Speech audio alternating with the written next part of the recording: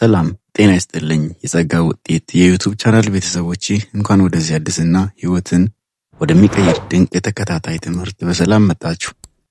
ለመሆኑ በጠዋት ተነስታችሁ ከባንክ አካውንታችሁ ላይ 86400 ብር በነፃ ቢገባላችሁና ማታ ላይ ካልተጠቀማችሁበት እንደሚጠፋ ብትረዱ ምን ታደርጉታላችሁ? በአግባቡ ትጠቀሙበታላችሁ ወይስ ዝም ብላችሁ እንዲባክን ትተዋላችሁ? እርግጠኛ ነኝ ሳንቲም ሳታስቀሩ ትጠቀሙበታላችሁ። ታዲያ በየቀኑ በነፃ የሚሰጡን 86400 ሰከንድ ወይም እያንዳንዱን የህይወት እስትንፋስ እንዴት እየተጠቀምንበት ነው? ለምን ተፈጠርን? በዚህም ምድር ላይ የመኖራችን ትክክለኛ ዓላማ ምንድን ነው? ብዙዎቻችን ጠዋት እንነሳለን፣ ወደ ስራ ወይም ወደ ትምህርት ቤት እንሄዳለን፣ እናልፋለን፣ ማታ እንተኛለን። ይህም ዑደት በየቀኑ ይደጋገማል። ነገር ግን ብዙ ጊዜ በውስጣችን አንድ ትልቅ ባዶነት ይሰማል። ህይወት ማለት ዝም ብሎ መኖር፣ መብላት፣ መጠጣትና ማርጀት ብቻ ናትን የሚል ጥያቄ በአእምሯችን ይመላለሳል። የዓለም መጽሐፍትና የሥነ ልቦና ባለሙያዎችም ምን ይሉናል?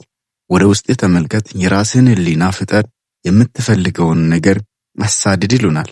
ነገር ግን መጽሐፍ እንደሚነግረን ህይወት ከተሳሳተ ቦታ መፈለግ መጀመር ትልቅ ስህተት ነው። አንድን ዕቃ ለምን እንደተሰራ ለማወቅ የፈጠረውን ሰው ወይም የዕቃውን ማንዋል ማየት እንዳለብን ሁሉ እኛም የተፈጠርንበትን ዓላማ ለማወቅ ከራሳችን ሳይሆን ከፈጣሪያችን ልንማር ይገባል። አንተ ወይም አንቺ እዚህ ምድር ላይ ያለኸው በአጋጣሚ አይደለም። በዚህ አዲስ ተከታታይ ፕሮግራማችን በመላው ዓለም በሚሊዮን የሚቆጠሩ ሰዎች ህይወትን የቀየረውን ራክ ዋርን የጻፉትን የዓላማ መሪ ህይወት የተሰኘውን ድንቅ መጽሐፍ በየክፍሉ እያደረግን በጥልቀት እንማራለን። ይህ መጽሐፍ የሚነግረን ዋና ሐሳብ ይህንን ነው። ህይወትህ ስለ አንተ አይደለም። የተፈጠርከው በእግዚአብሔርና ለእግዚአብሔር ነው። ይህን እውነት እስካልተረዳን ድረስ ህይወት ሁልጊዜ ትርጉም የለሽ ትሆንብናለች። እግዚአብሔር ዓለማትን ሳይፈጥር በአእምሮ ውስጥ አስበዋል። ለአንድ ትልቅ ዓላማ አቅዶሃል። ይህ ዓላማ ደግሞ በዚህች ምድር ላይ ከምትኖረው ጥቂት ዕድሜ እጅግ የራቀና ለዘላለም የሚሻገር ነው። ይህ ተከታታይ ትምህርት የሚቀጥሉት ክፍሎች ውስጥ 5 ዋና ዋና የህይወት ዓላማዎችን በዝርዝር ያሳያል። ለእግዚአብሔር ደስታ መፈጠራችንን፣ ለእግዚአብሔር ቤተሰብ መታቀዳችንን፣ እንደ ክርስቶስ እንድንመስል መፈጠራችንን፣ እግዚአብሔርን እንድናገለግል መቀረጻችን፣ ለተልእኮ መፈጠራችን። እነዚህ 5 ዓላማዎችን ማወቅ ስንጀምር ህይወታችን ትርጉም ይኖረዋል። ውጥረታችን ይቀንሳል፣ ትኩረታችን ይስተካከላል። ከሁሉም በላይ ደግሞ ለዘላለም ህይወት እንዘጋጃለን።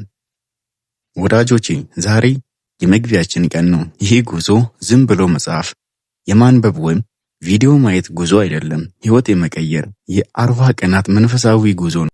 ዛሬ በአእምሯችን እንድታስቡበት አንድ ትልቅ ጥያቄ ልተውላችሁ።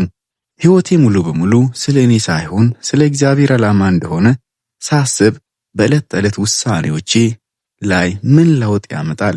በሚቀጥለው ክፍል በክፍል 2 የምናየው ሐሳብ አእምሯችሁን ፈጽሞ ሊቀይረው ይችላል። ሁሉ ነገር የሚጀምረው ከእግዚአብሔር ነው በሚለው የመጀመሪያ ምዕራፍ ላይ እኛ በአጋጣሚ እንዳልተፈጠርን በእያንዳንዱ የሰውነታችን ክፍል እንዴት በጥንቃቄ እንደተቀረጸ በሚያስደንቅ ሁኔታ እናያለን። ይህን ህይወት ቀያሪ ጉዞ ከእኔ ጋር አብራችሁ ለመጓዝ ዝግጁ ናችሁ? ዝግጁ ከሆናችሁ አሁኑኑ ቪዲዮውን ላይክ አድርጉ። ይህ መልእክት ለብዙዎች እንዲደርስ ሼር ማድረጋችሁን አትርሱ። ከሁሉም በላይ ደግሞ የሚቀጥለው ክፍል እንዳያመልጣችሁ የጸጋ ውጤት ነኝ ቻናል ሰብስክራይብ አድርጉና የደውል ምልክቷን ተጫኑ። በኮሜንት መስጫ ላይ እኔ የጸጋ ውጤት ነኝ፣ ጉዞውን ለመጀመር ዝግጁ ነኝ ብላችሁ ጻፉልኝ። በሚቀጥለው ክፍል እስከምንገናኝ ሰላም ሁኑ።